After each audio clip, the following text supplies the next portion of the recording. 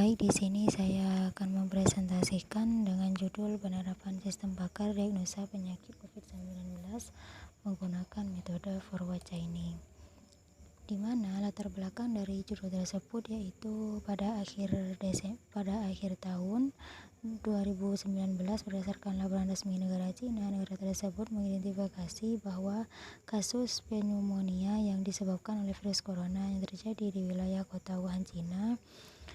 Tidak lama kemudian negara-negara yang lain seperti Jepang, Korea Selatan, dan lain-lainnya melaporkan kasus pertama pneumonia etimologi yang sama dengan Cina pada World Health Organization atau WHO. Pada tanggal 30 Januari 2020, WHO menetapkan secara resmi wabah virus corona sebagai darurat kesehatan global karena lebih dari 9.000 masyarakat dari 18 negara telah terinfeksi virus ini.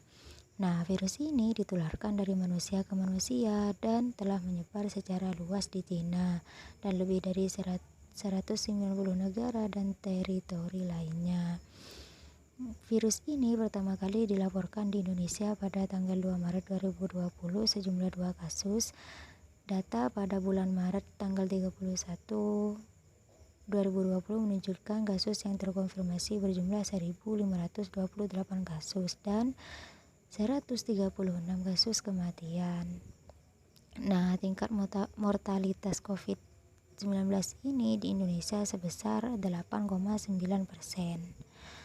dan merupakan angka tertinggi di Asia Tenggara.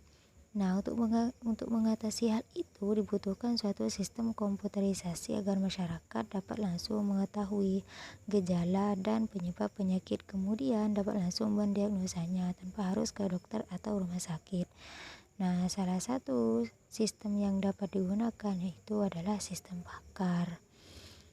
Nah, sistem pakar ini yaitu aplikasi berbasis komputer yang digunakan untuk menyelesaikan masalah sebagaimana yang dipikirkan oleh pakar.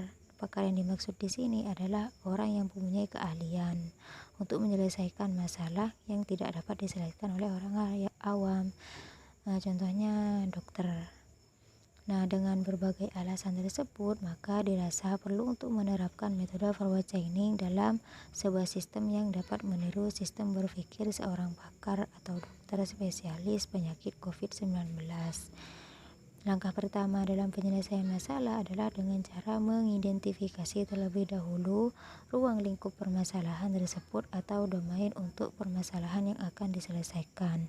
Hal ini berlaku juga untuk setiap pemrograman artificial intelligence. Selanjutnya, rumusan masalah dari judul ini adalah berdasarkan latar belakang di atas, maka dapat dirumuskan permasalahan yang akan dibahas, yaitu yang pertama, bagaimana untuk membangun sistem pakar yang mampu mendiagnosis penyakit COVID-19. Kemudian yang kedua, bagaimana cara mengimplementasikan metode forward chaining untuk mengatasi ketidakpastian hasil diagnosis dalam sistem pakar ini. Nah, tujuan dari rumusan masalah tersebut yaitu untuk membangun sistem pakar yang mampu mendiagnosis penyakit COVID-19 dan untuk mengimplementasikan metode forward chaining dalam mengatasi ketidakpastian hasil diagnosis sistem pakar diagnosa penyakit COVID-19. Adapun batasan masalah dapat diambil kesimpulan yaitu yang pertama, sistem pakar ini dirancang untuk tim medis yang belum berpengalaman dalam hal mengkonfirmasi diagnosa penyakit tersebut yang diberikan kepada pasien. Kemudian yang kedua yaitu sistem pakar digunakan untuk penyakit COVID menggunakan metode forward chaining. Kemudian yang ketiga, sistem pakar berbasis web digunakan untuk membantu konsultasi pasien secara efektif dengan fasilitas digital. Yang kelima, yang terakhir, sistem pakar ini menggunakan aplikasi web programming. Jadi, adapun manfaatnya di sini yaitu memperdalam dan memahami ilmu tentang sistem pakar. Kemudian yang kedua yaitu untuk mengetahui macam-macam manfaat COVID-19, diagnosa gejala-gejalanya dan solusi penyembuhan atau penanganan awalnya. Yang ketiga yaitu membantu para pakar atau dokter dalam mendeteksi penyakit COVID-19 yang diderita oleh pasiennya.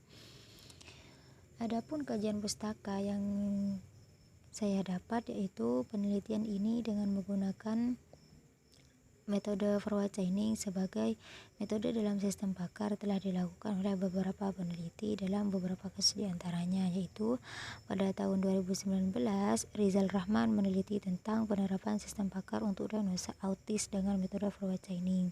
Untuk diagnosa autisme di SLBN Ciliunyi dengan menggunakan metode forward chaining. Metode forward chaining digunakan sebagai teknik penalaran dari knowledge representation bakar keluaran pada sistem berupa ada tidaknya kemungkinan autisme pada seorang anak berdasarkan gejala yang diberikan kepada sistem.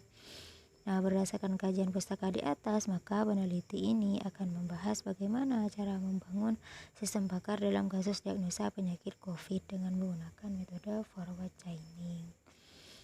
Adapun metodologi penelitian dalam judul ini, yaitu ada tahapan penelitian di mana di sini untuk memulai yaitu ada analisa masalah, kemudian proses mempelajari literatur, dilanjutkan dalam pengumpulan data. Nah, untuk pengumpulan data ini untuk memperoleh informasi yang dibutuhkan dalam rangka mencapai tujuan penelitian.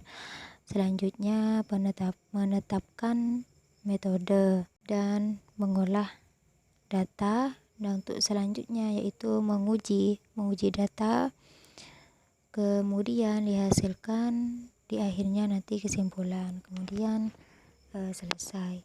Selanjutnya ada tabel gejala COVID-19 di mana di sini ada 6 tabel gejala, yaitu gejala yang pertama adalah demam, kemudian gejala kedua yaitu batuk kering, kemudian gejala yang ketiga sakit tenggorokan, kemudian gejala yang keempat sakit kepala, dan kelima lemas, dan keenam adalah sesak nafas. Nah, penentuan penyakit pada COVID dideteksi berdasarkan gejala pada COVID yang ada pada gejala tersebut yang diderita pada manusia. Selanjutnya di sini ada contoh untuk gejala COVID-19, yaitu jika pasien mengalami gejala demam dengan suhu 38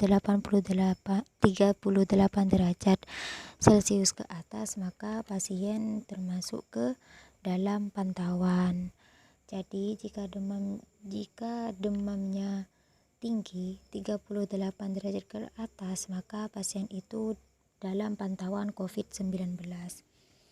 Selanjutnya di sini ada data flow diagram, di mana di sini yaitu user melakukan konsultasi dengan memasukkan gejala penyakit COVID yang terpilih dan didiagnosa dengan membandingkan, yaitu dengan basis pengetahuan yang sudah ada.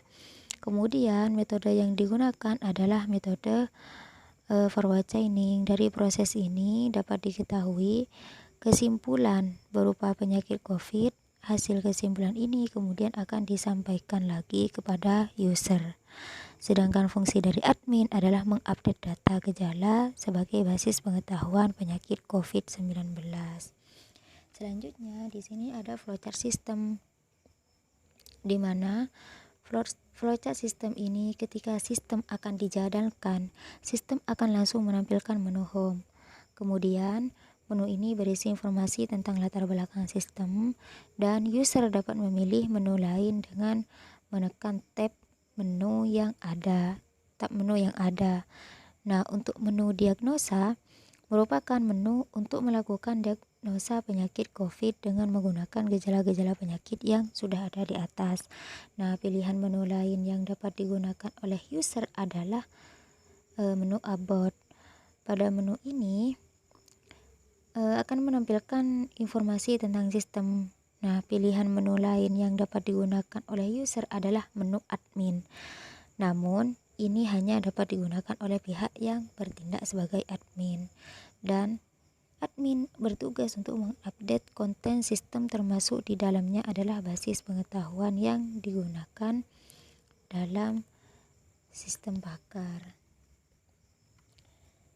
Selanjutnya di sini ada flowchart sistem pakar, di mana sistem pakar penentuan penyakit COVID dimulai dari pengguna yang memasukkan data gejala penyakit COVID. Jadi input gejala penyakit itu dilakukan oleh pengguna, kemudian data ini akan dibandingkan. Nah, pencocokan dengan basis pengetahuan dibandingkan pada sistem dengan data yang ada di basis pengetahuan sistem. Jika tidak cocok, maka proses input gejala akan diulangi lagi untuk gejala pada kemungkinan penyakit yang lain. Jika pencocokan sesuai, maka sistem akan memberikan data penyakit COVID-19 kemudian pada tahap pengobatan. Sekian penjelasan dari saya, kurang lebihnya mohon maaf. Wassalamualaikum warahmatullahi wabarakatuh.